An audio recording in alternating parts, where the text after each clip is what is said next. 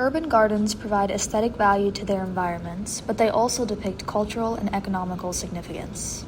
The gardens, whether ornamental for pleasure or vegetable for nurture, are the reflection of societies and of their time. It is perceptible in social practices as well as in the thinking of urban planners and/or landscapers. The research aims to investigate the effect of the unequal distribution of social determinants on the health of a population characterized by poor housing and socioeconomic vulnerability.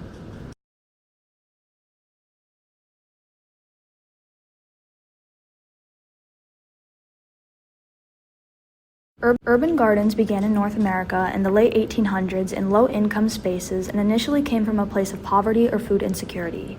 Small gardens were planted on the outskirts of cities with the little land that was available. In the early 1900s, after the economic crisis had passed, the government continued to encourage urban gardening to support war efforts because local gardens meant less production and travel expenses. These gardens became important once again when World War II came. After the wars, land use for community gardens was taken back by the government, leaving urban areas with less and less land for planting. Community gardens continued to be destroyed through the 1990s during a period of increased urbanization.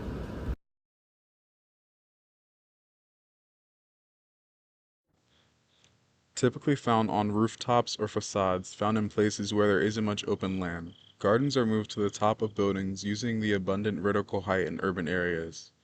Occasionally found in small land plots, typically referred to as community gardens, as they are built on shared land and are open to residents living below.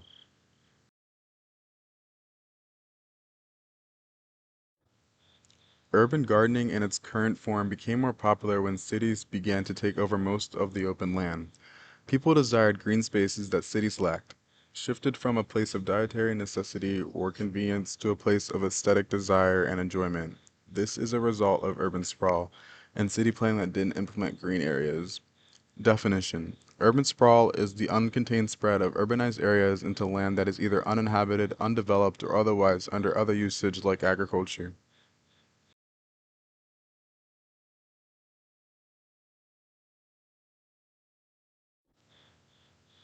Plant type and size are impacted by the fact that they are typically potted plants, not planted in the ground. This limits size. Plant types are influenced by political and cultural factors, not just environmental.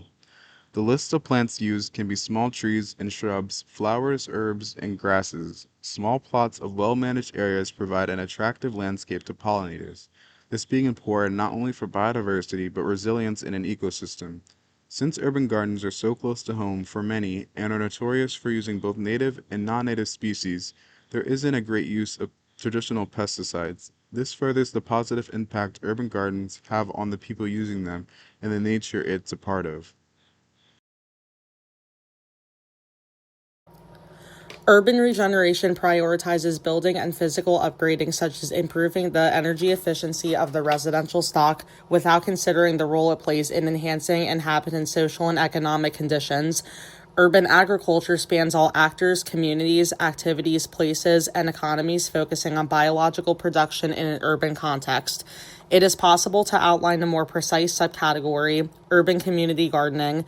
Community gardening compromises any piece of land publicly or privately held that is cultivated by a group of people based on bottom-up initiatives and tended collectively.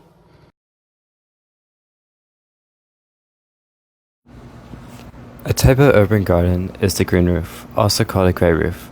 These are gardens placed on the top of buildings in urban environments. Besides being aesthetic and useful to the community, they collect a lot of stormwater that normally would run off.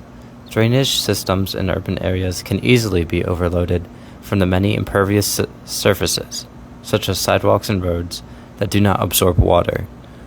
The retained water by the vegetation and soil is stored or used by the plants.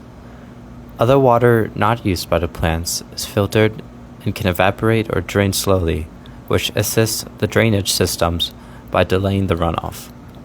Green roofs additionally help counteract the urban heat effect, which is confined heat from lack of vegetation and water, as well as the concentration of asphalt and concrete.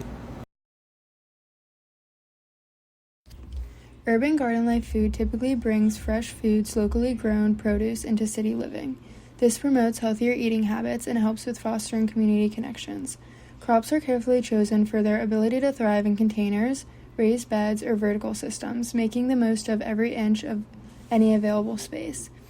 These foods are normally easy to maintain.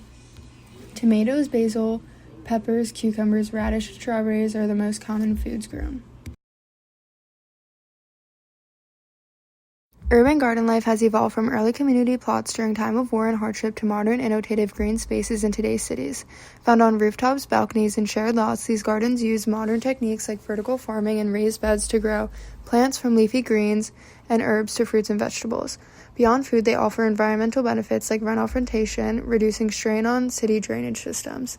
Urban gardens not only provide fresh produce but also builds communities, promotes sustainability, and connects people to start eating healthy, seasonal foods.